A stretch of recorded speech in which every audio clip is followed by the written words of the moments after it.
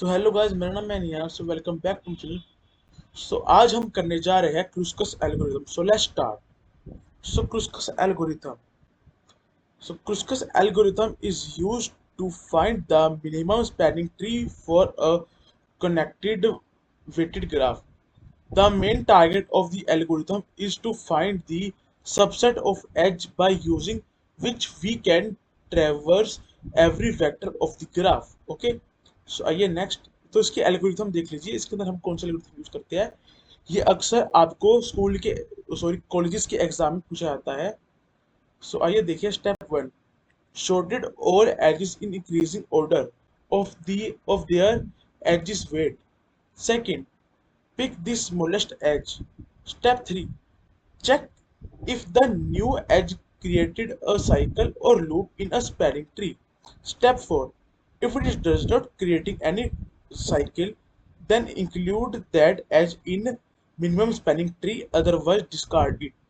और स्टेप 5 जो सबसे मेन स्टेप होता है, repeat from step 2 until it includes v1 minus 1 edges in MST. Okay, so v minus one क्या है चीज? Number of edges. तो नंबर ऑफ एजेस जितनी आनी चाहिए हमारे पास मिनिमम स्पैनिंग ट्री के अंदर हमारे कुछ एल्गोरिथम के, वो हमारे पास v माइनस वन होनी चाहिए। सो आइए एग्जांपल देखते हैं। तो एग्जांपल हमारे पास है, हमको ये डायग्राम दिया हुआ है, इसका हमने क्रुस्कस एल्गोरिथम से बताना है इसका आंसर क्या आएगा हमारे पास, इसका मिनिमम स्पैनिंग ट्री क्या होगा हमारे पास। ओके, तो ये शुरू करते हैं। तो इसमें देखिए हमारे पास जो सबसे छोटी वर्टेक्स दी हुई है, हमको उससे शुरू करते हैं। ठीक है, तो हमको वर्टेक्स दी हुई है, हम बी से भी शुरू करते हैं, ए को भी ले सकते हैं। ठीक है, मिनिमम। और हमारे पास जो एच दी हुई है मिनिमम, वो है हमारे पास वन। तो हम स्टार्टिंग में लेंगे वन को। ठीक है, तो अब हम देखेंगे कि बी और ए में से ऐसी कौन सा एज जुड़ रही है जो कि शॉर्टेस्ट है। तो देखा जाए तो बी से हमारे जुड़ रहा है थ्री। ठीक है, और ए से जुड़ रहा है ई।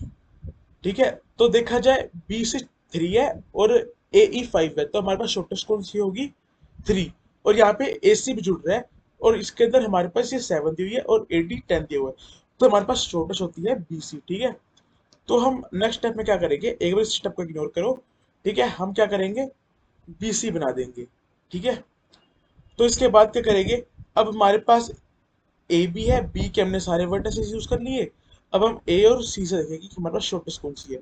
तो देखा जाए हमारे पास ए से जुड़ रहा है कौन सा शॉर्टेस्ट, यानी हमारे पास ए से ई आ रहा है और सी से डी आ रहा है, तो इनमें शॉर्टेस्ट है हमारे पास सी से डी।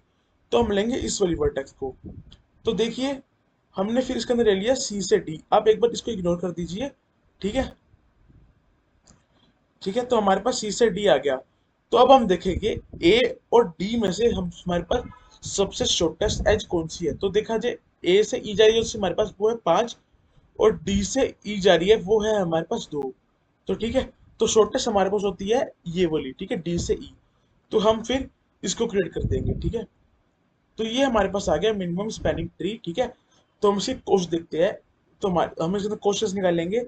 पहले हम गए ए बी, फिर बी सी गए, फिर सी डी गए और फिर डी ई गए। ठीक है, तो इसका हम टोटल कर देंगे one plus two plus three plus four, तो हमारे पास आंसर आ गया ten. So guys, thank you for watching the video. अगर आपको वीडियो पसंद आई तो चैनल को सब्सक्राइब कीजिएगा और वीडियो को लाइक कीजिएगा।